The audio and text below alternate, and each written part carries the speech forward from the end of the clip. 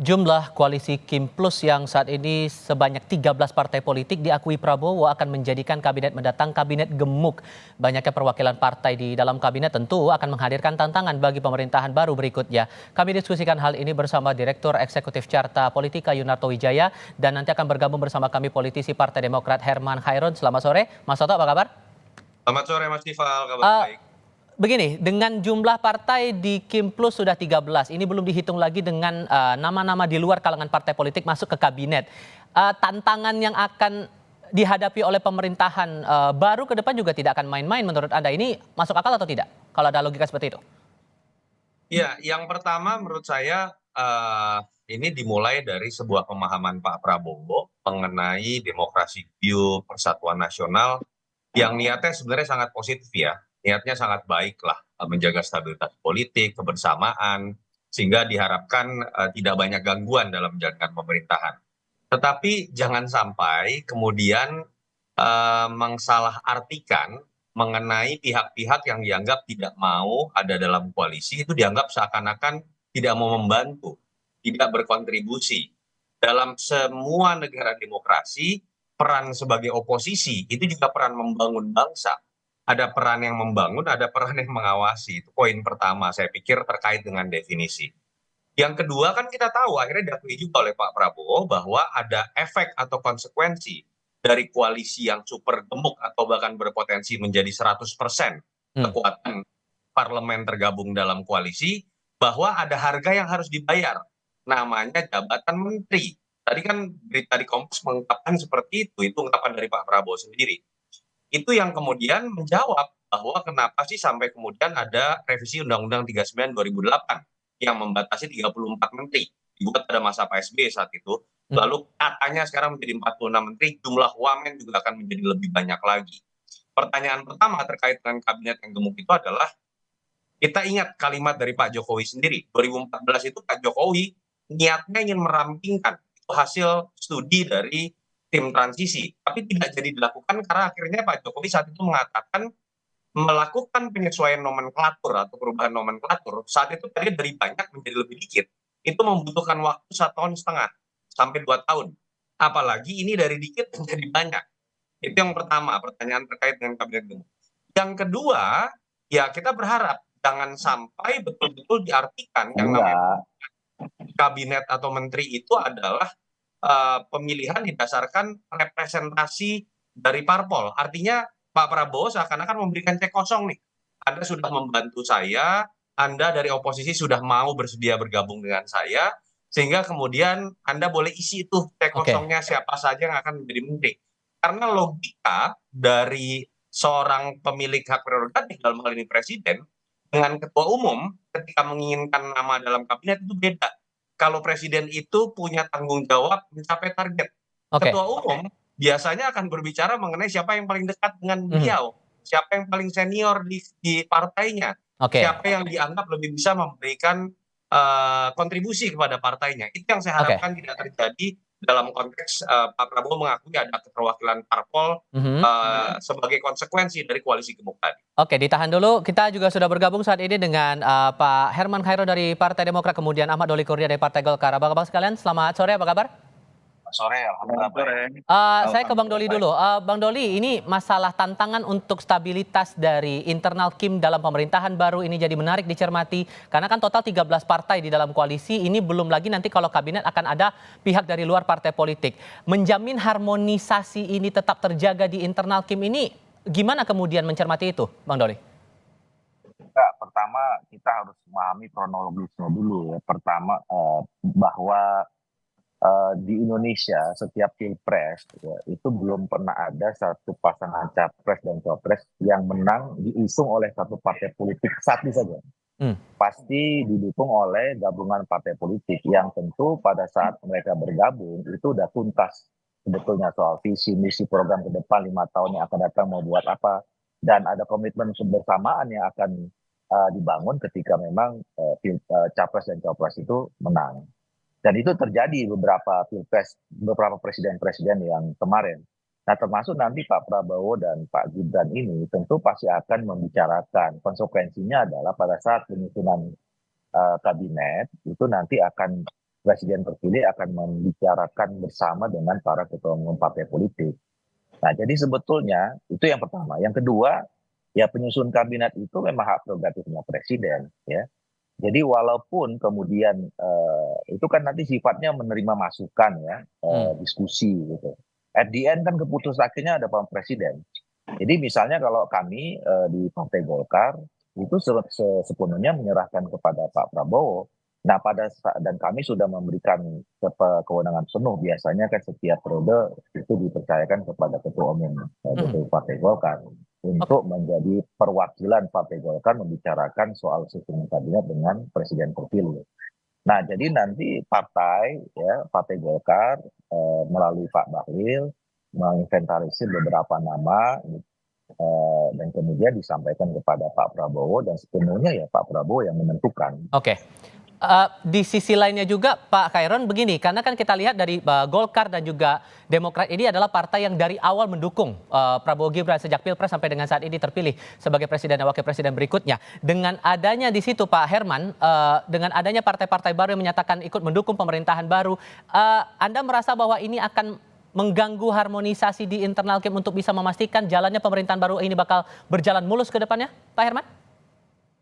Menurut saya tidak ya. Artinya bahwa tetap kabinet nanti akan solid dan tentu akan efektif untuk menjalankan program-program. Karena memang posisi ataupun portofolio yang dibangun oleh Pak Prabowo ini kan juga menyesuaikan kebutuhan terhadap situasi saat ini. Dan tentu visi dan misi presidenlah yang akan menjadi tujuan bersama. Oleh karena itu menurut saya tidak akan terjadi friksi, tetap solid dan lebih efektif gitu ya. Jangan melihat banyak tidaknya karena bisa saja semakin banyak justru semakin efektif, semakin agresif dan bisa melakukan akselerasi untuk mencapai tujuan-tujuannya. Hmm. Oleh karena itu jangan dipandang dari sisi banyak sedikitnya, tapi efektif atau tidak. Dan menurut kami bahwa dengan portofolio kementerian yang semakin banyak, semakin spesifik, semakin efektif untuk mencapai tujuan, dan tentu semakin banyak partai bergabung juga akan menjamin terhadap stabilitas politik. Nah ini juga menjadi prasyarat terhadap pemenuhan kebutuhan untuk pembangunan ke depan gitu. Oke. Mas Toto, dengan mencermati Ya. ada partai-partai baru yang ikut menyatakan dukungan pada pemerintahan Pak Prabowo dan Mas Gibran ke depannya, apakah nanti dalam tanda kutip akan ada kecemburuan sosial begitu di pemerintahan baru nanti? Karena kan ada partai juga yang sejak awal sudah berjuang untuk mendukung Prabowo Gibran di pemerintahan baru. Ya, kalau kita bicara idealnya, siapapun yang kemudian sudah berbeda koalisi pra-pilpres, harusnya mengambil sikap sebagai oposisi atau penyeimbang. Jadi secara teoritis harusnya yang namanya PKS, Nasdem, PKB, PDI Perjuangan itu tetap di barisan luar pemerintahan. Yang kedua, tidak ada jaminan loh bahwa kemudian masuk ke dalam barisan koalisi pemerintahan sebesar-besarnya koalisi itu bisa menjamin bahwa stabilitas politik tercipta. Pak SBY periode kedua itu kita ingat setgap itu 75,34% kekuatan, tapi kita tahu Golkar dengan yang namanya PKS itu balelo dalam konteks hak angket senturi dan hak angket mafia pajak. Kalau ingin dibicarakan dalam konteks stabilitas politik ya. Yang ketiga kalau kita berbicara mengenai semakin besar, kita lihat juga pengalaman bahwa ketika kemudian semakin besar koalisi dan efeknya semakin besar ke dalam kabinet, tadi ada satu pertanyaan terkait dengan perubahan nomenklatur yang sudah pasti akan memakan waktu. Yang kedua terkait juga dengan manajemen konflik. Ketika berbicara mengenai terlalu banyak aktor yang kemudian memegang jabatan, potensi konflik of interest juga sangat mungkin terjadi. Biasanya logikanya seperti itu. Jadi saya belum pernah menemukan sebuah logika bahwa stabilitas politik tercipta ketika 100% partai, keseluruhan partai itu kemudian bergabung dalam pemerintahan dan harus dibayar dengan harga menteri. Saya belum pernah menemukan dalam kondisi faktual di negara mana kemudian check and balances bisa terjadi dalam situasi seperti itu. Itu aja Mas. Jadi kita harus akui lah ini Oke. anomali dan koalisi besar dibutuhkan tapi bukan koalisi yang berlebihan. Kalau situasi seperti ini akan jadi role model, nggak perlu ada pemilu lagi. Oke. Akhirnya setelah pemilu, semua bisa bergabung dengan sendirinya masuk ke dalam barisan koalisi dan efeknya adalah kepada besaran kabinet yang bukan tidak mungkin akan berubah-ubah juga nanti ke depan setiap Hmm. ada perubahan situasi politik. Dengan beberapa partai sudah menyatakan sikap belakangan begitu Bang Doli untuk menyatakan mendukung pemerintahan baru ke depannya. Bagaimana untuk skema prioritas penugasan di pemerintahan baru terutama untuk kabinet ini? Apakah pembahasan di internal Kim atau mungkin bersama dengan Pak Prabowo ini sudah menentukan prioritas mana saja untuk pos-pos penempatan tugas kader-kader partai di koalisi Kim ke depannya? Iya, saya kira bahwa itu tergantung dari keputusan masing-masing partai politik ya. Memang idealnya seperti yang dikatakan oleh Bung Toto tadi, ya bagi ada partai-partai politik yang selama kemarin dalam kompetisi pilpres itu berbeda, ya mungkin mereka idealnya ya ada yang mengatakan seperti itu ada berada di luar pemerintahan.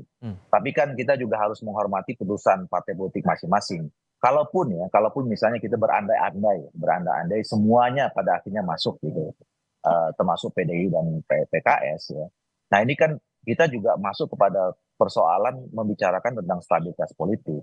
Nah stabilitas politik yang seperti apa sebenarnya? Kita kan tetap berharap ya stabilitas politik itu yang betul-betul memang dinamis gitu loh. Ya bahwa check and balances itu harus juga bisa terjadi karena fungsi DPR seharusnya dalam sistem presidensial itu kan memang dia sebagai kekuatan check and balances. Nah catatannya memang selama ada komitmen antara Pak Prabowo dengan pimpinan partai politik atau siapapun ya bahwa kalau ada hal-hal yang memang berbeda pandangannya ya dikemukakan berbeda dan nggak boleh baper gitu dan nggak boleh anti kritik dan segala macam itu konteksnya. Tapi memang kita semua sepakat kalau stabilitas politik itu didefinisikan akan ada gejolak politik ya kita semua tidak mau itu. Nah kemudian masuk yang tadi ya saya kira kami memberikan kepercayaan penuh pada Pak Prabowo ya untuk bisa membagi kemudian secara proporsional secara fair ya terhadap siapa-siapa saja atau berasal dari partai mana saja yang nanti akan membantu Pak Prabowo. Intinya adalah kan Pak Prabowo menginginkan supaya pemerintah 5 tahun ke depan sukses. Untuk Ya. apa? Kepentingan bangsa dan negara. Dan dia pasti Pak Prabowo akan memilih orang-orang terbaik dari masing-masing partai yang bisa bekerja sama dengan Pak Prabowo mensukseskan pemerintah 5 tahun yang akan datang. Ditambah lagi ada kabar juga Pak Herman Khairun bahwa PDI Perjuangan masuk nih namanya dalam radar untuk kabinet pemerintahan baru. Dari Partai Demokrat sendiri sejauh ini diskusinya untuk prioritas penugasan untuk partai-partai Kim di pemerintahan baru ini sudah berharapnya kayak gimana sih sebetulnya? Ya, kami serahkan kepada Pak Prabowo sebagai pemimpin koalisi, sebagai presiden terpilih, tentu itu menjadi kewenangan dari Pak Prabowo, ya. Dan kami meyakini bahwa Pak Prabowo akan bisa memimpin, membuat lebih solid, dan tentu akan menciptakan iklim yang lebih kondusif, kemudian pembangunan bisa dibangun dengan stabilitas politik yang baik, bahkan tentu juga dalam programnya akan memperkuat terhadap stabilitas keamanan. Nah, oleh karena itu, saya kira kita lihat saja nanti ke depan seperti apa dan yang terpenting bahwa tujuan besar adalah bagaimana untuk menuju ekonomi maju, adil, sejahtera 2045 dan tentu ini adalah sebuah proses transformasi. Pak Prabowo ingin menyolidkan seluruh instrumen bangsa untuk menjadi sebuah jembatan menuju Indonesia Emas tadi. Oke. Singkat saja untuk Bang Doli dan juga Pak Khairun, saya ke Pak Khairun karena ada kabar yang kami dengar bahwa dalam rentang tanggal 15 sampai 20 ini beberapa kader partai terutama di koalisi Kim akan dipanggil oleh Pak Prabowo untuk diproyeksikan jadi menteri. Sejauh mana kesiapan dari kader-kader ini untuk bisa ditempatkan di posisi pemerintahan baru nanti, Bang Herman? Ya, kita tunggu saja kan seluruh kader-kader, kalau seluruh kader partai ya tentu kami serahkan kepada pimpinan partai kami gitu ya. Kalau di Demokrat ya ketua majelis tinggi dan ketua umum itu akan mengusulkan siapa kadernya, siapa yang dipercaya untuk ditempatkan di eksekutif, itu adalah menjadi kewenangan ketua majelis tinggi dan ketua umum. Setelah itu ya diserahkan kepada Pak Prabowo melalui proses-proses internalnya ya tentu itu adalah sebagai proses formal yang dilakukan atas kewenangan Pak Prabowo sebagai presiden terpilih. Oke. Kalau di Golkar gimana Bang Doli? Ya Partai Golkar siap saja ya. Dan apabila diberi kepercayaan oleh negara dan bangsa melalui Pak Prabowo, ya kami akan mempersiapkan kader-kader terbaik yang dimintakan oleh Pak Prabowo yang tentu diskusinya melalui ketua umum kami Pak Bahlil. Oke, Bung Doli, Pak Herman Khairon, dan Mas Toto, terima kasih banyak sudah hadir dalam diskusi kami kali ini. Sehat selalu semuanya, selamat sore.